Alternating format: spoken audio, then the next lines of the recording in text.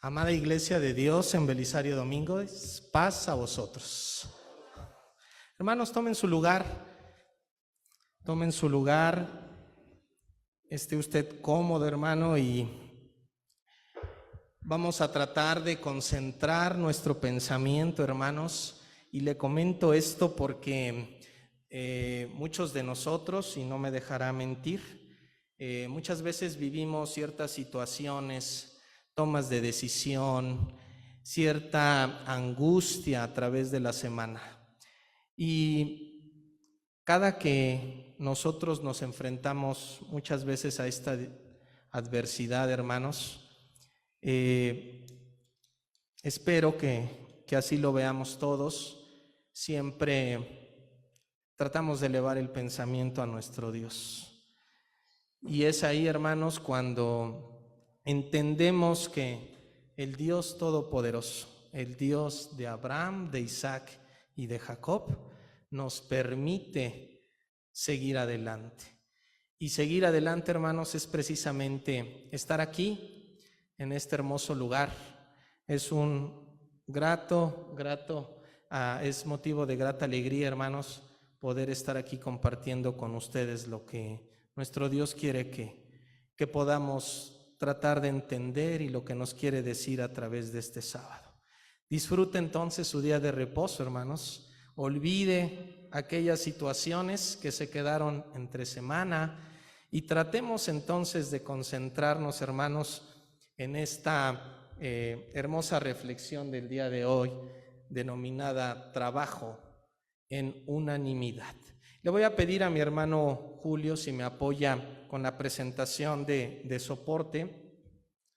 Y mientras damos tiempo a esto, hermanos, me gustaría comentarle que precisamente, hermanos, pareciese tan breve el verso que nuestra hermana nos leyó de la lectura bíblica, que precisamente está en Eclesiastés 12. Pero déjeme decirle, hermanos, que cada que estudiamos la palabra es muy rica. Y a lo que me refiero es que vamos a llegar hasta un punto, hermanos, en donde sabremos que esta forma parte de la revelación de nuestro Dios a sus hijos. Y va a ver que es muy rico el texto que ya leyó nuestra hermana, pero verá, hermanos, que nos trasladará a varias circunstancias. Por ello es que comentaba el tema de que nosotros como sujetos, como personas, estamos en un contexto de vida, hermanos, con diferentes situaciones, actividades y sentimientos, desde la angustia hasta la felicidad. Pero veamos, hermanos, qué es lo que nuestro Dios quiere que podamos analizar este mediodía. Julio, por favor, si me apoyas. Para empezar a entender un poquito, hermanos, acerca de este tema, nos vamos a introducir de la siguiente manera. Para usted, hermano en Belisario Domínguez, ¿qué es el trabajo en equipo? Y yo creo que son dos palabras que nos suenan muchísimo, porque desde la escuela, primaria, secundaria, medio superior, para muchos de nosotros son palabras que nuestros profesores, nuestros formadores a través de la vida nos mencionaban muy recurrentemente, ¿verdad? Siempre nos mencionaban que el trabajo de equipo es bueno, ¿no? Nos dicen, es bueno, es favorecible. Y aquí, hermanos, coloqué yo una imagen porque a lo mejor para usted trabajo en equipo significa algo, pero fíjese que, por ejemplo, a través de las estrategias en cuestión, un poquito hablando de las estrategias empresariales, hermanos, finalmente este concepto también tiene muchísima importancia. Y dentro del trabajo en equipo tiene diferentes objetivos. Y déjeme explicarle esta situación un poquito, a lo mejor empresarial, pero nos va a sonar a todos. Por ejemplo, muchas veces, hermanos, las empresas dicen, sí, es muy importante nuestros objetivos la parte de las personas, la experiencia del empleado. Por otro lado, el performance o el rendimiento de la empresa, los resultados, ¿verdad? Las ventas, la experiencia con el cliente. Son conceptos, hermanos, que muchas empresas los manejan hoy en día, ¿sí? La parte de la convicción hacia el cliente, que también finalmente pues nos da el número de los resultados financieros, ¿verdad?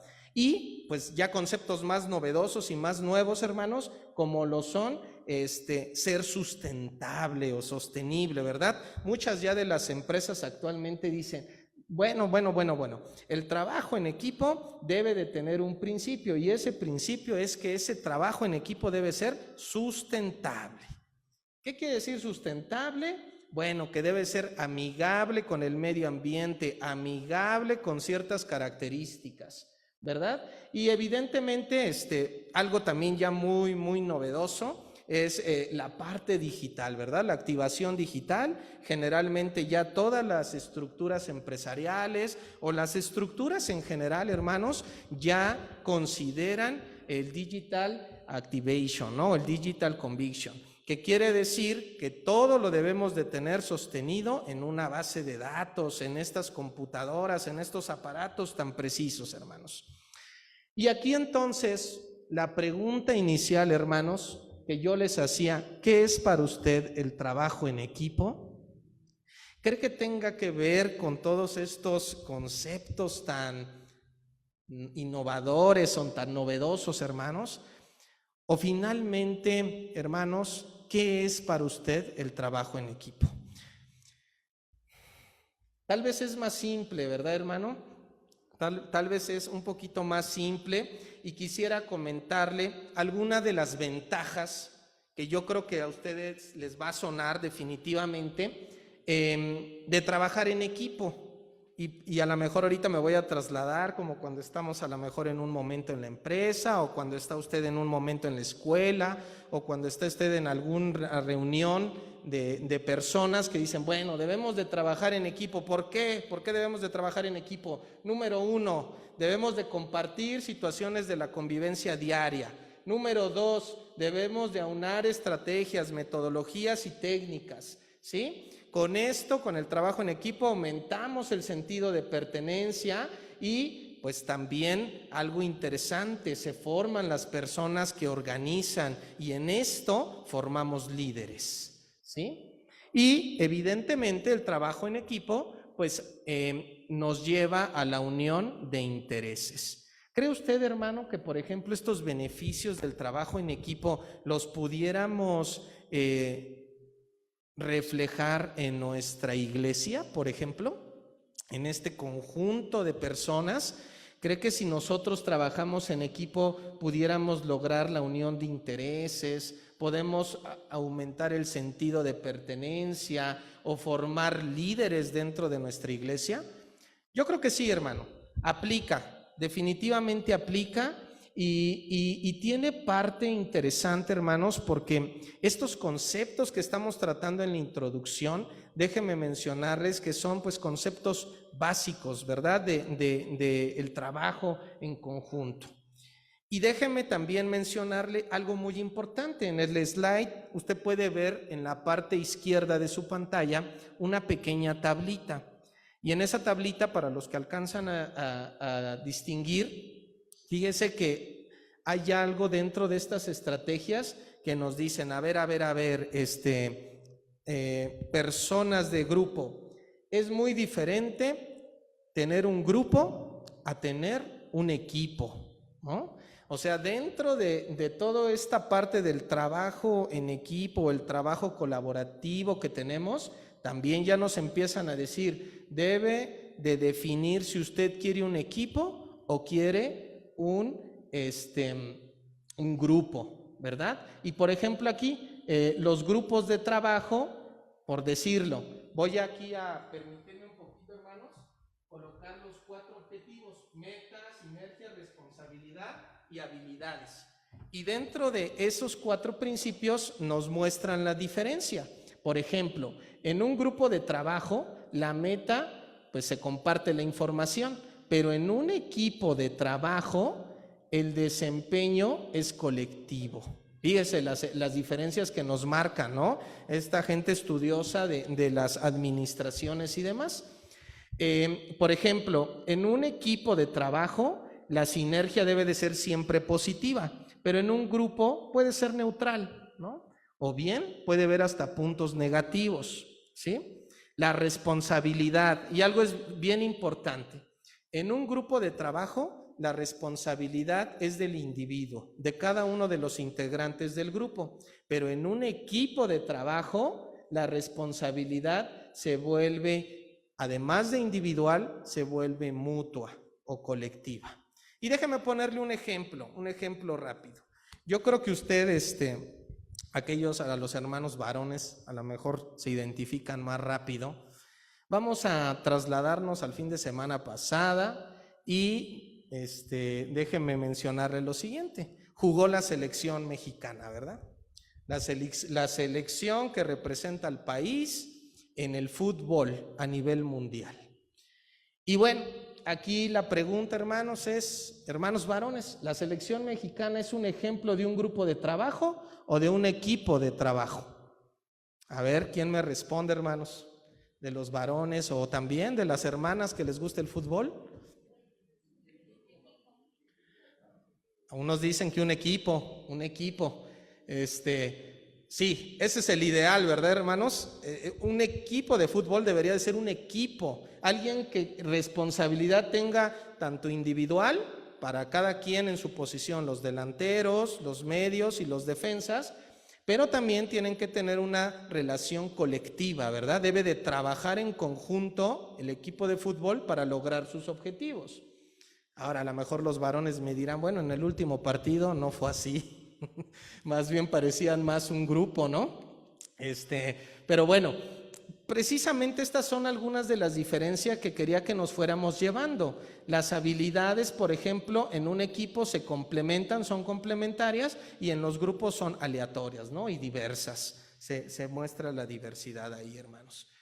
Déjenme mencionarle, hermanos, que todos estos conceptos que acabamos de mencionar en esta introducción son conceptos meramente humanos, son conceptos que nosotros a través de la organización, de las administraciones y de toda esta parte a lo mejor empresarial o global se tratan de formar.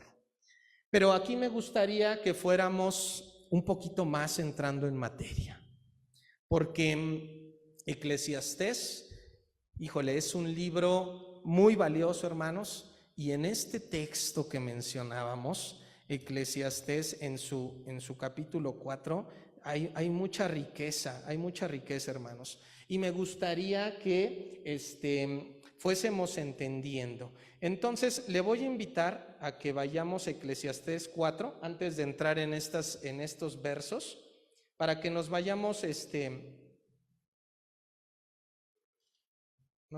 contextualizando, hermanos. Le invito a que abra su escritura, ¿sí? Eclesiastés 3, 4, y nos vamos a ubicar en el versículo 7, por favor.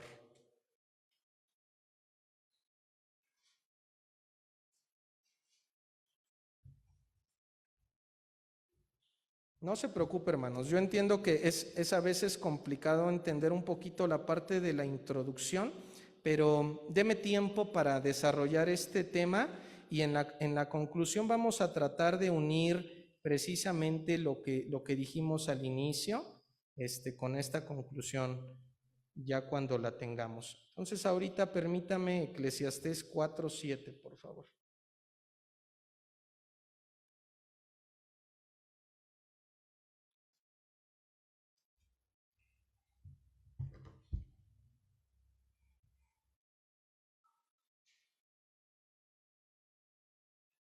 ¿Lo tienen, mis hermanos?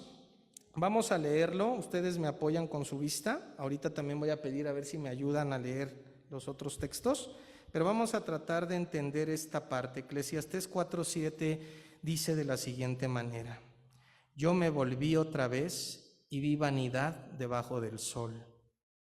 Está un hombre solo y sin sucesor, que no tiene hijo ni hermano, pero nunca cesa de trabajar, ni sus ojos se sacian de sus riquezas, ni se pregunta, ¿para quién trabajo yo y defraudo mi alma del bien? También esto es vanidad y duro trabajo.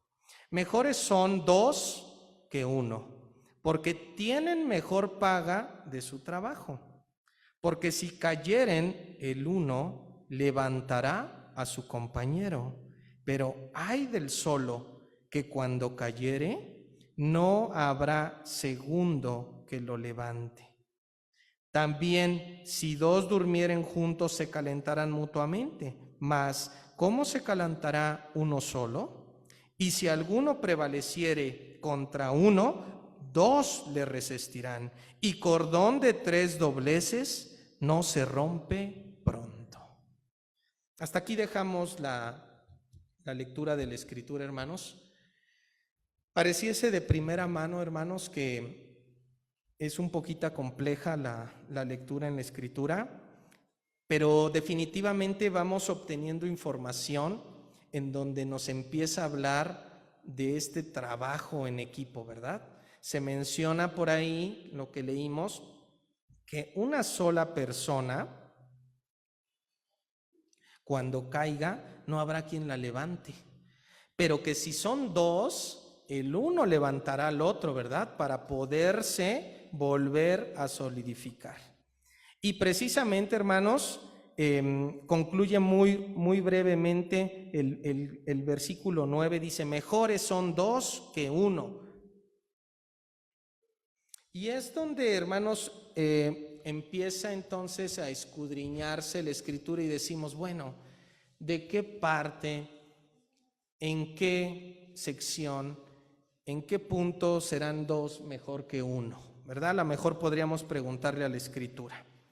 Y a lo mejor algunos de nosotros podríamos imaginarnos en una batalla, a lo mejor remóntese a una de esas películas de batalla, y yo creo que algunos de ustedes recordarán algunas escenas en donde un guerrero con su espada, estamos hablando a lo mejor de una época antigua, donde no había todavía la parte de las municiones o de las armas de fuego.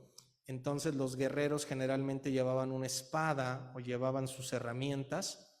Y en estas estrategias de batalla, recordarán por ahí, no sé si les suena, hermanos, en alguna película, que un guerrero se ponía a espalda con el otro. ¿Recuerdan? Y generalmente esa estrategia de batalla precisamente era cuando lo rodeaba el enemigo y entonces el uno le cuidaba las espaldas al otro y el otro las espaldas a uno. Y aunque fuesen dos contra todos, había cierta posibilidad, ¿no? Había estrategia para defenderse. Y esto entonces nos empieza a sonar lógico, hermanos, en lo que acabamos de leer, ¿verdad? En esta parte de Eclesiastés en donde nos dice, dos son mejores que uno. ¿Será que la vida, hermanos, sea una batalla como la que les describo y necesitamos entonces poder generar estas estrategias en donde nos cubrimos las espaldas unos a otros? ¿Esto será lo que la Escritura nos quiere decir, hermanos? Vamos a introducirnos en más textos, hermanos, y le voy a invitar que ahora me acompañe al Antiguo Testamento y vayamos a los Salmos. Los Salmos, que usted sabe que muchos de ellos fueron escritos por el rey David y que finalmente tienen mucha de la filosofía, hermanos, y también del conocimiento del pueblo de Dios. Salmo 133, por favor. Vamos a leer este hermoso salmo, hermanos. Y veamos lo que la Escritura nos dice en esta parte. Salmo 133, 1, por favor, quien guste acompañarme. Dice, mirad cuán bueno y cuán delicioso es habitar los hermanos juntos en armonía. Es como el buen óleo sobre la cabeza, el cual desciende sobre la barba de Aarón, y baja hasta el borde de sus vestiduras, como el rocío de Hermón, que desciende sobre los montes de Sión, porque allí envía Jehová bendición y vida eterna. Vida eterna, hermanos. En este salmo que la escritura, los estudiosos lo manejan, que es un salmo autoría del rey David, el rey David nos muestra esa parte emocional de cuán bueno y cuán delicioso es habitar los hermanos juntos en armonía. Vamos a continuar, hermanos, y ahora le voy a llevar a una parte, porque usted me va a decir: oye, Abraham, sí, ya me estás explicando mucho de lo que pudiera ser un trabajo en equipo y de lo que a lo mejor la escritura maneja, pero vamos a ver ejemplos, hermanos, en la misma escritura de esta parte, para que entonces entendamos con un poquito más de intención las palabras que están escritas en Eclesiastés. Vamos a Marcos, por favor. Ahora nos trasladamos al Nuevo Testamento y nos vamos a ubicar en el Evangelio de Marcos, en su capítulo 6, por favor. Marcos 6, y nos vamos a ubicar también en el versículo 7. Y aquí, hermanos, voy a pedir de su apoyo. ¿Quién tiene la lectura que me pueda ayudar a leerla? Hermana Becky, adelante, por favor. Marcos 6, 7.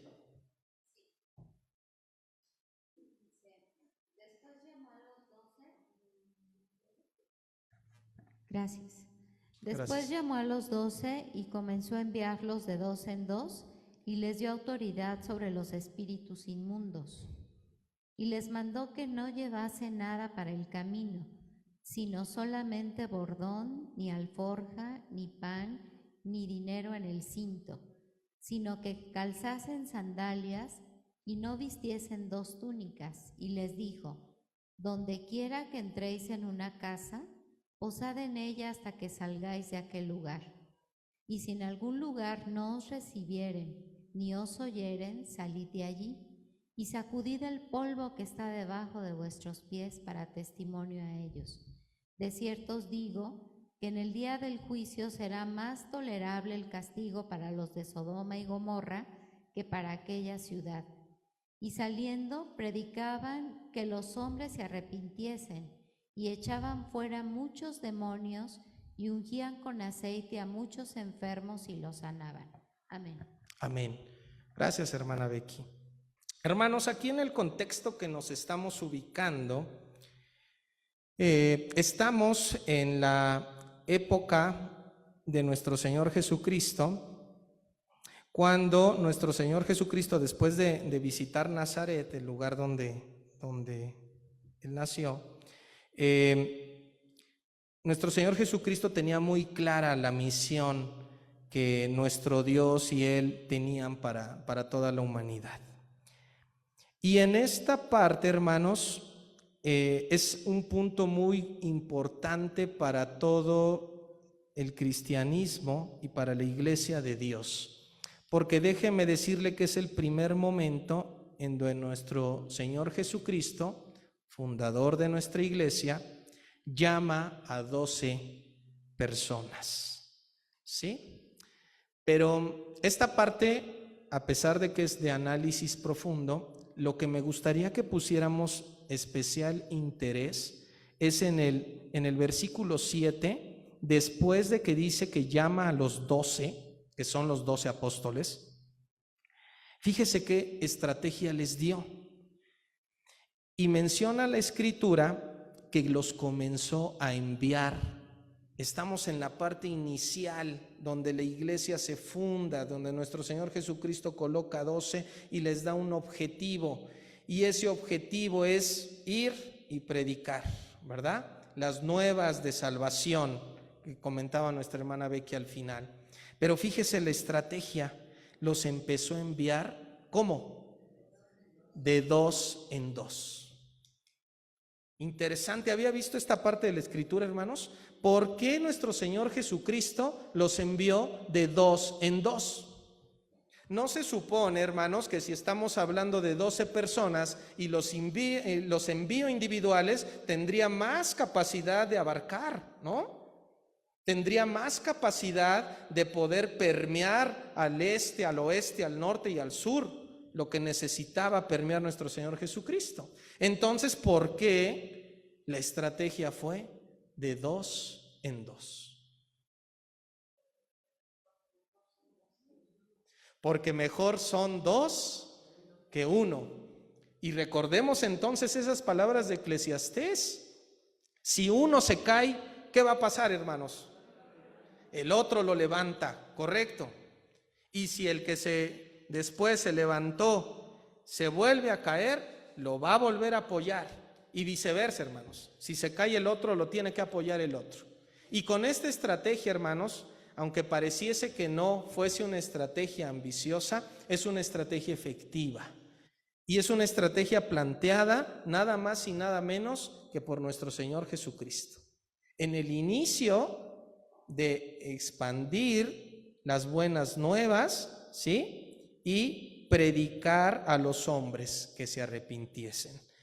Importante, hermanos, en esta parte, recordemos que nuestro Señor Jesucristo también les dio autoridad, fíjese, les da autoridad sobre espíritus inmundos. O sea, esta parte es muy, muy compleja y forma parte de estrategias muy interesantes que nuestro Señor Jesucristo fundó. Vamos ahora, hermanos, no olvidemos esta parte, vamos a Lucas, por favor, Evangelio de Lucas. Lucas 10. Y voy a pedir a alguien de ustedes, hermanos, que también me apoye a leer la escritura. Lucas 10, nos vamos a ubicar al inicio del capítulo. ¿Quién me apoya, hermanos? A Josué. Mi hermana Emelia. Sí, ahorita a ver si ya va nuestro hermano pastor con el micrófono. Lucas 10, por favor, hermana, del versículo 1 al 12.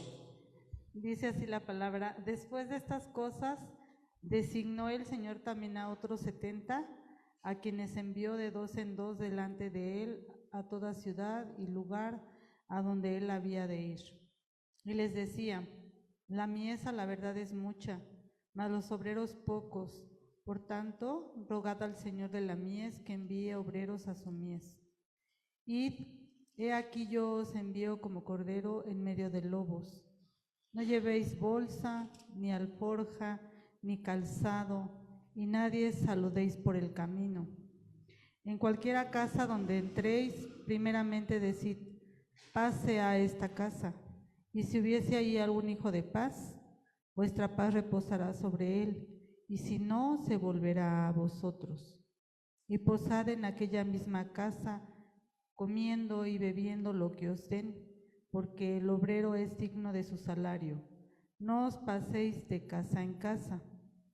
En cualquier ciudad donde entréis y os reciban, comed lo que os pongan delante, y sanad a los enfermos que en ella haya, y decidles: se ha acercado a vosotros el reino de Dios. Mas en cualquier ciudad donde entréis y no os reciban, saliendo por sus calles, decid: aún el polvo de vuestra ciudad que se ha pegado a nuestros pies, lo sacudimos contra vosotros. Pero esto sabed, que el reino de Dios se ha acercado a vosotros. Y os digo que en aquel día será más tolerable el castigo para Sodoma que para aquella ciudad. Amén. Amén. Gracias, hermana Emelia. Hermanos, nuevamente en esta lectura que nuestra hermana Emelia nos hizo favor, describe estas estrategias, si lo queremos ver así, evangelísticas, en donde el envío de 70 personas lo dejan muy claro cómo tienen que hacerlo. Y volvemos, hermanos, pareciese algo redundante, pero me gustaría que volviéramos a releer el versículo 1, que dice: después de estas cosas designó el Señor también a otros 70, son aquí ya 70, a quienes envió de 2 en 2. Interesante, hermanos, nuevamente misma estrategia. de dos en dos. En esta parte evangelística pareciese que es infalible que se realice de esta manera, ¿sí? Y bueno, da un conjunto de instrucciones, nos lo leía nuestra hermana Emelia, en donde les coloca hasta cómo deben de saludar, ¿verdad? Es importante también, paz sea esta casa, ¿sí? Y son algunos de los puntos, hermanos, que son interesantes para cuando queremos llevar evangelio o llevar palabra a casas en donde no lo haya. Entonces les invito a que se lo lleven, lo lean completo, hermanos, y vean cómo en este inicio donde nuestro Señor Jesucristo daba instrucciones era muy importante. Y por eso la imagen de dos en dos, ¿sí? No sé, hermanos, si con esta parte nos surge un poquito más de claridad en la escritura cuando leemos Eclesiastés.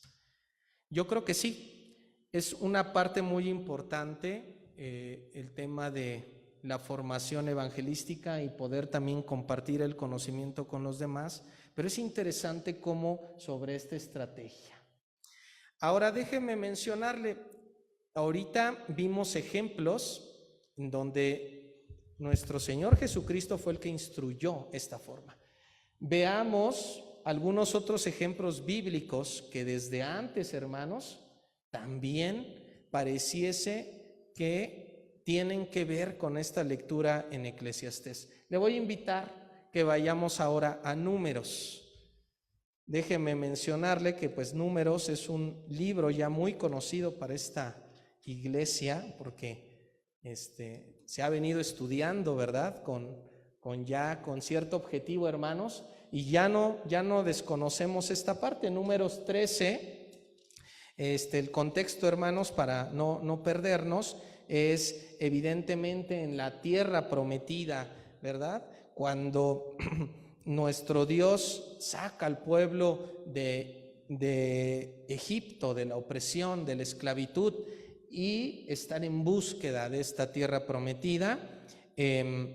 Evidentemente surgieron muchas escenas, hermanos, y hubo mucha estrategia también en esto. Les voy a invitar que me acompañen, Números 13:1, acompáñenme con su vista. Dice: y Jehová habló a Moisés diciendo: envía tú hombres que reconozcan la tierra de Canaán, la cual yo doy a los hijos de Israel. De cada tribu de sus padres enviaréis un varón, cada uno príncipe entre ellos. Y Moisés los envió desde el desierto de Parán, conforme a la palabra de Jehová. Y todos aquellos varones eran príncipes de los hijos de Israel, ¿no? Hasta aquí voy a dejar y le voy a pedir que salte la lectura, hermanos, hasta el versículo 31. Dice: mas los varones que subieron con él dijeron: no podemos subir contra aquel pueblo porque es más fuerte que nosotros. Y hablaron mal entre los hijos de Israel de la tierra que habían reconocido, diciendo: la tierra por donde pasamos para reconocerla es tierra que traga a sus moradores, y todo el pueblo que venimos en medio de ella son hombres de grande estatura. También vimos allí gigantes, hijos de Anac, raza de los gigantes, y éramos nosotros y nuestro parecer como langostas, y así les parecíamos a ellos. Pareciese, hermanos, una escena que tal vez nos podríamos decir: bueno, esas escenas ya quedaron atrás. Créame que a veces no es así, hermanos. Muchas veces en las batallas que usted y que yo y que todos nosotros vivíamos día con día, parece que nos enfrentamos contra gigantes. Parece que cuando vamos y reconocemos, decimos: imposible, ¿verdad? Sigamos la lectura, hermanos. Números 14, ahora del 1 al 3, también dice: entonces toda la congregación gritó y dio voces, y el pueblo lloró aquella noche, y se quejaron contra Moisés y contra Aarón todos los hijos de Israel, y les dijo toda la multitud: ojalá muriésemos en la tierra de Egipto, y en este desierto ojalá muriésemos.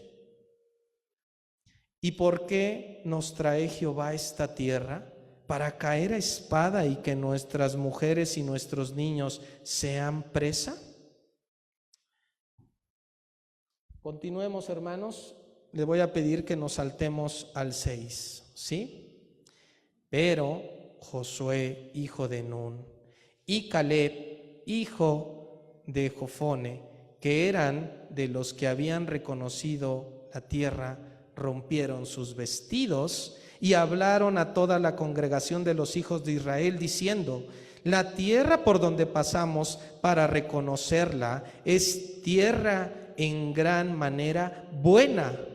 Si Jehová se agradare de nosotros, Él nos llevará a esta tierra y nos la entregará, tierra que fluye leche y miel. Si Jehová se agradare de nosotros. Empezamos, hermanos, a ver una estrategia importante que la Escritura nos maneja. ¿Cuántos de todos los que fueron a explorar comentaron esta parte, hermanos, en donde se contrapusieron contra el pueblo y dijeron: a ver, todos están llorando, todos están muy tristes, hay muchos gigantes, pero si Dios con nosotros, ¿quién contra nosotros, verdad? Fueron dos personajes muy importantes que usted lo conoce, Caleb y Josué. Pero entonces, hermanos, me gustaría en este momento que nos trasladáramos a Eclesiastés, ¿sí? Eclesiastés 4:12 dice: y si alguno prevaleciere contra uno, dos le resistirán, y cordón de 3 dobleces no se rompe pronto. Evidentemente, hermanos, son metáforas. Muchas veces la Escritura habla de esta forma, a través de metáforas. Y bueno, sabemos claramente que si nosotros enredamos 2 cuerdas, queremos unirlas con un solo cordón, es muy probable que se desunan. Pero con 3 cordones, hermanos, es prácticamente imposible. Se integran. La resistencia a la tensión de la cuerda con 3 dobleces es la misma como si no hubiese estado desunida, ¿verdad? Entonces, en este lenguaje metafórico, hermanos, que la Escritura nos maneja, en este escenario de la tierra prometida y en estas situaciones que a veces nosotros nos enfrentamos a gigantes, ¿cómo debe de ser la estrategia? La estrategia, como lo mencionó nuestro Señor Jesucristo, son 2, como en este caso, Josué y Caleb. Pero el cordón de 3 dobleces, como lo menciona en el versículo de Números 14:8, es: y si Jehová se agradara de nosotros, Él nos llevará a esa tierra.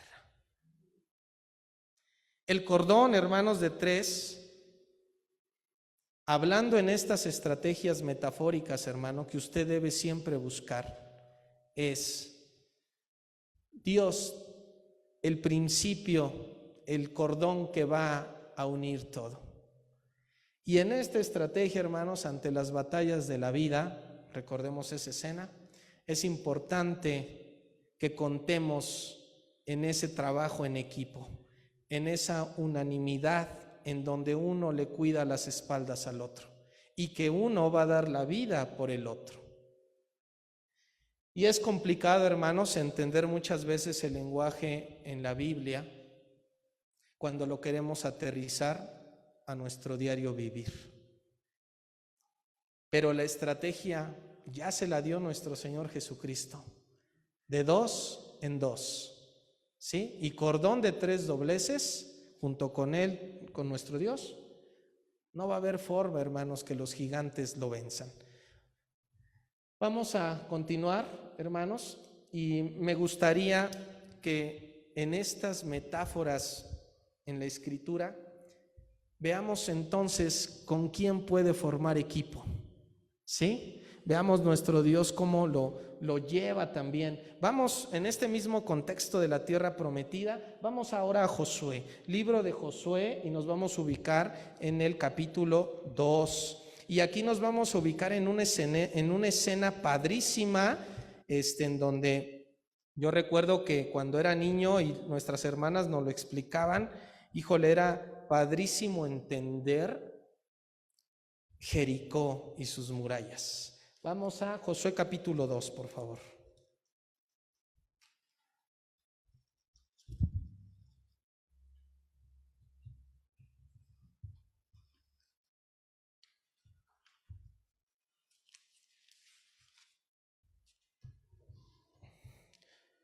Si usted lo tiene, Josué capítulo 2 dice de la siguiente manera: Josué, hijo de Nun, envió desde Sittim 2 espías. Nuevamente, hermanos, 2 espías, secretamente diciéndoles: andad, reconocer la tierra y a Jericó. Y ellos fueron y entraron en casa de una ramera que se llamaba Rahab, y posaron allí. Y fue dado aviso al rey de Jericó diciendo: he aquí que hombres de los hijos de Israel han venido aquí esta noche para espiar la tierra.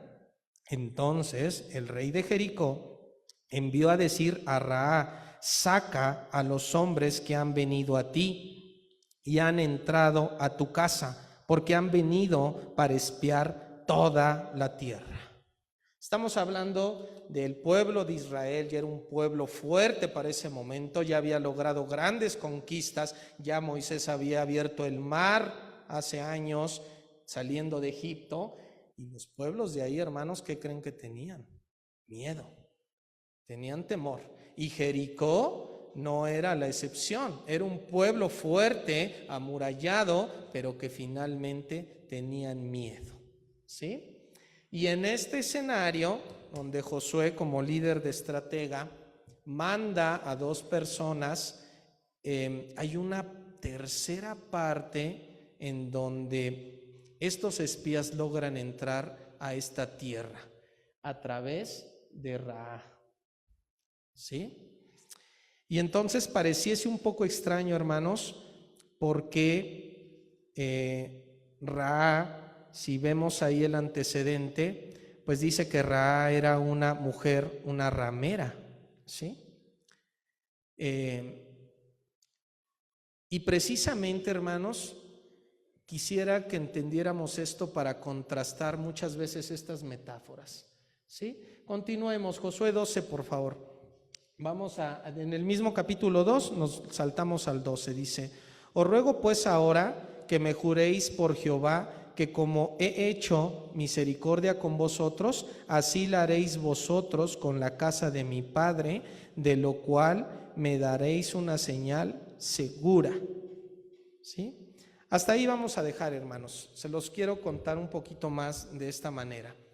Rahab, al tener el contexto de miedo en cuestión a lo que les mandaba, finalmente en esta estrategia se une a los 2 espías, ¿sí? Y les permite el acceso a Jericó y a formar una estrategia. Fue la entrada a las murallas de Jericó, porque las murallas pues no eran cualquier cosa, ¿sí?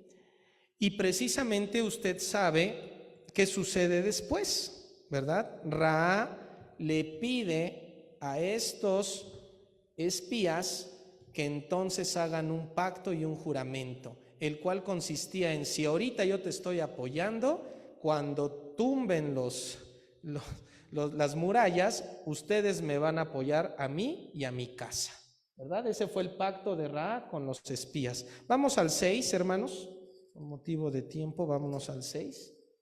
6:20, por favor, dice de la siguiente forma: entonces Aquí viene la escena padrísima. Entonces el pueblo gritó y los sacerdotes tocaron las bocinas, y aconteció que cuando el pueblo hubo oído el sonido de la bocina, gritó con gran vocerío, y el muro se derrumbó.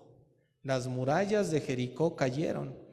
El pueblo subió luego a la ciudad, cada uno derecho hacia adelante, y la tomaron.